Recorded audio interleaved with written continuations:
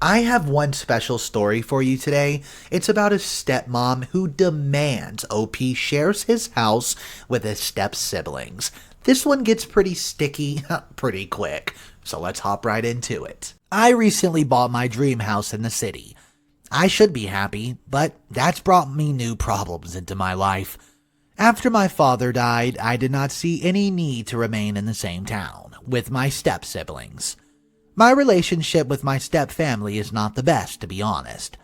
This is why I was surprised when my stepmom asked me to take in my step-siblings, because she did not have space for them in her home. When I tried to refuse, she threatened to sue me, because she knew that I used part of the inheritance money to buy the home. She even threatened to get the law involved so that I would give them part ownership of the house. My stepmom, Sophia, still thinks she can bully me even though I'm 26 and male, and now that I'm not the teen I was when my dad married her.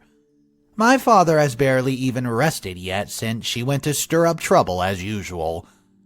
I got a promotion to move to a different city about a year after my dad died, and I moved out of his house, which he left to her. He did leave me part of the money, but he was not a super wealthy man, and the money had to be divided between the 5 of us.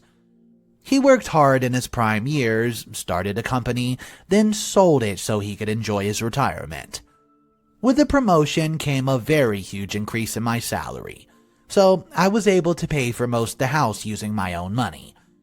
I did not have any contact with my stepmom until she called me one day, telling me that she wanted to sell my father's house to pay off debts and then retire.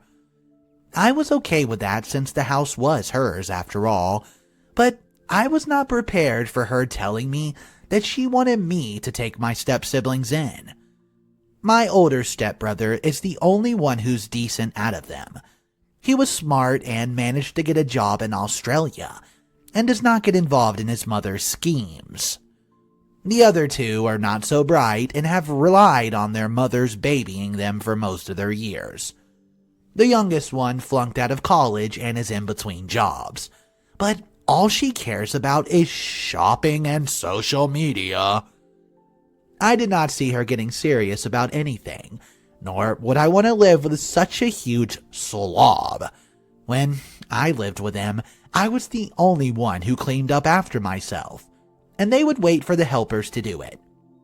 Not to mention the kind of companies and friends that she keeps. Those are not the sort of people I want to be visiting my house. My stepmom really lacked discipline when bringing up her children. Before marrying my father, she had 3 of her own kids, who were so entitled. They took over everything that I had, and my dad, wanting to be a father figure to them, let them. Only one of them turned out okay, and the other 2 remained brats. Growing up, when I made a mistake, she would hit me or ground me, but if it was her kids, she would just let them off with a slap on the wrist. The middle one did not bother with working. She got pregnant and got married to her husband, who works a low-paying job. With her money, she had a very expensive and extravagant wedding. I tried to get both of them to do some smart financial planning, but I was told to shut up. After the wedding, they were very broke and had to move back into my father's house when I was still living there.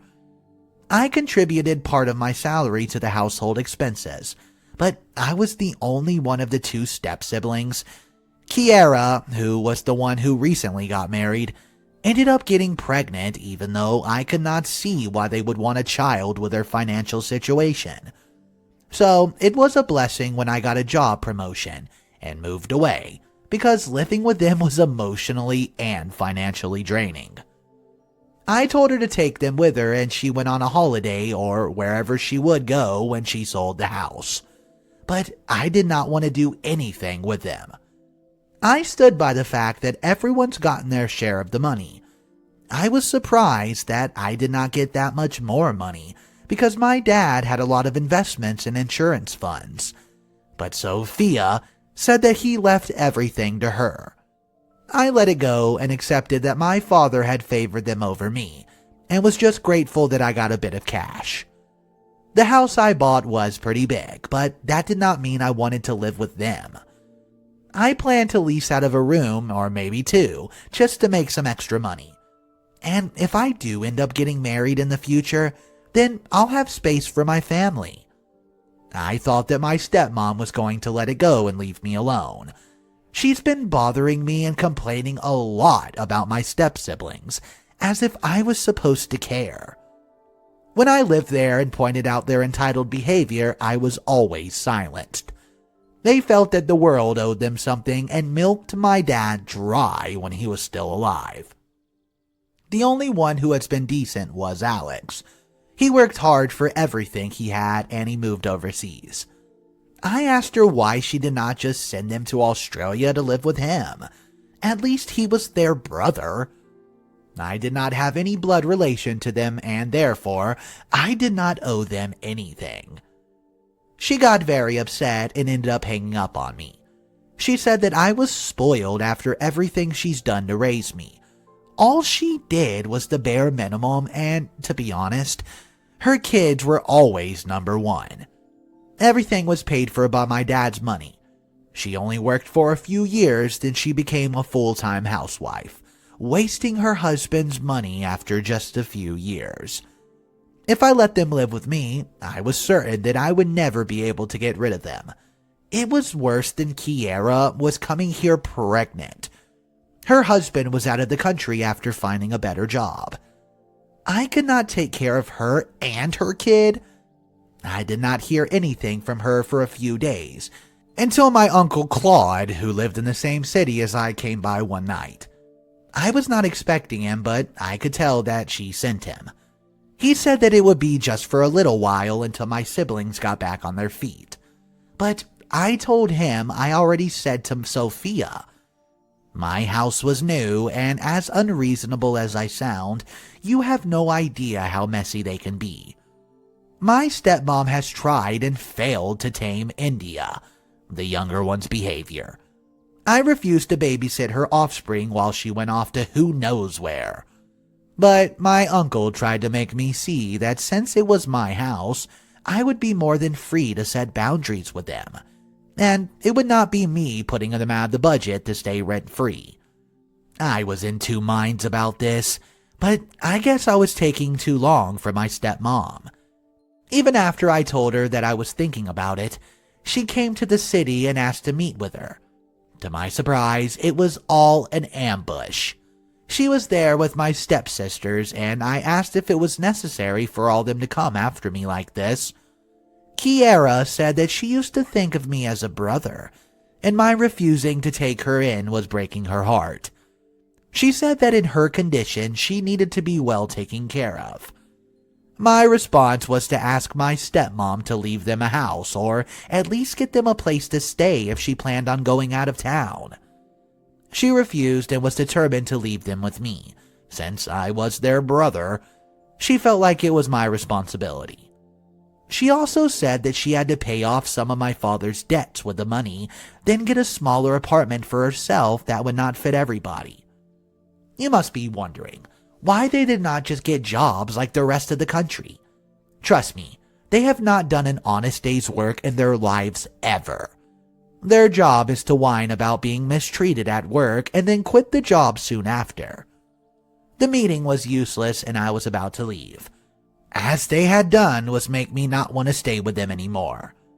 They got money too. They could have put it together and gotten a place or even started a business. But thinking comes very difficult to them. I got an email from my father's attorney later that evening, telling me that he wanted to talk to me about something very important. I was able to schedule a meeting with him and my stepmom was there. The meeting was to threaten me with legal action because I used my dad's money to buy part of the house. The attorney said that there was a chance that I would be forced to share the house with him if the whole thing went to court. That's when I started feeling concerned, knowing that I had to do something because it was not making any sense. If it got to the point where we had to go to court and I had to give up my house, it would be very bad for me. The option of letting him stay with me and come was a lot more cons than pros.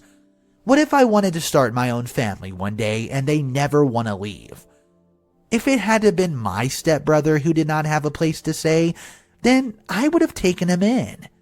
He's at least a hard worker, has good manners, and is not entitled like his bratty sisters. So, I started looking for a lawyer, and I got a nice recommendation from an old friend.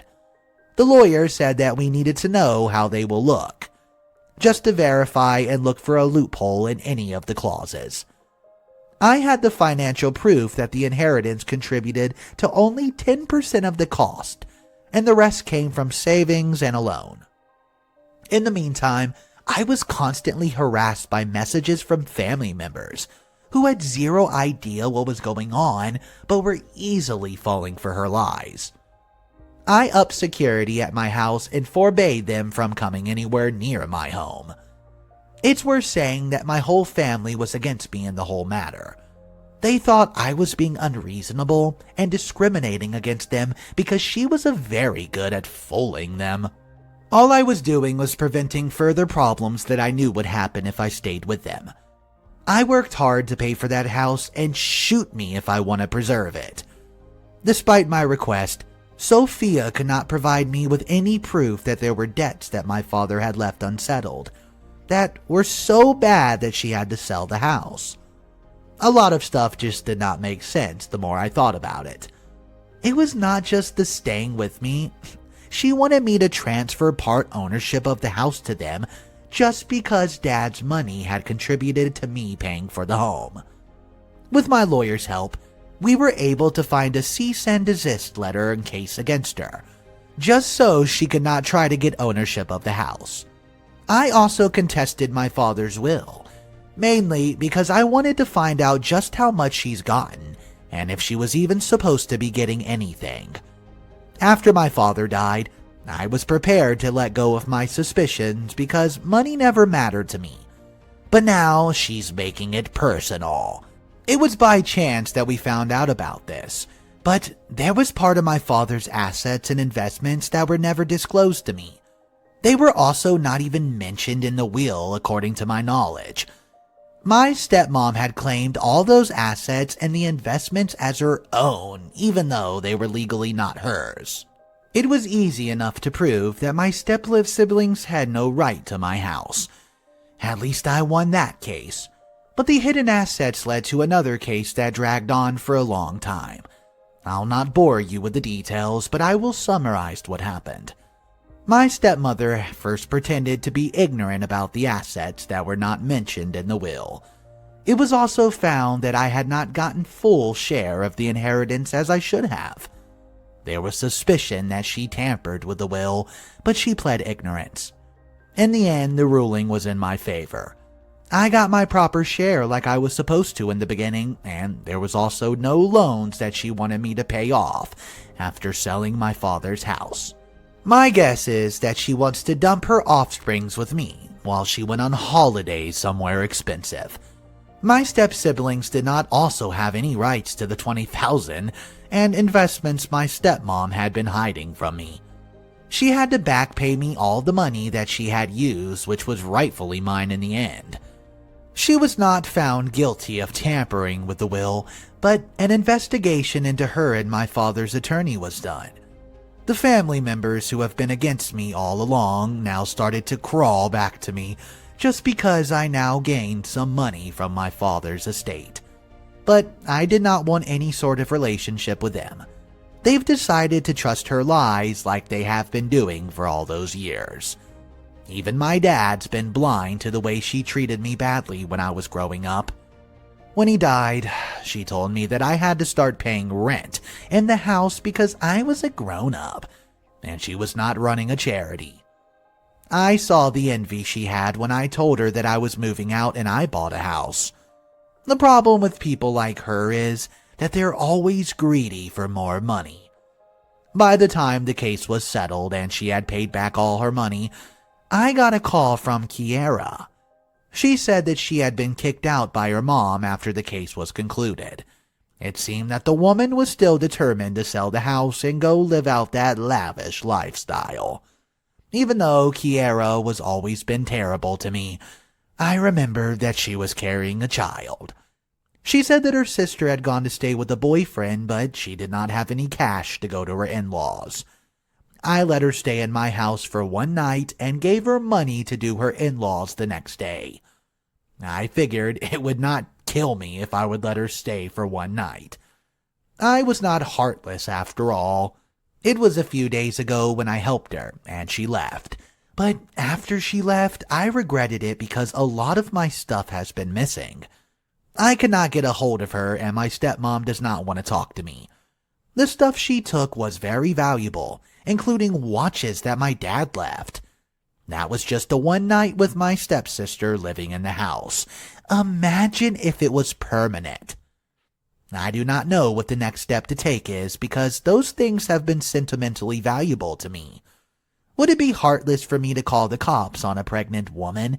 Because I'm done with them messing with my life, even when I try to be nice? Let's just say I think Sophia got everything she deserved in this story, and I'm glad OP can resolve this.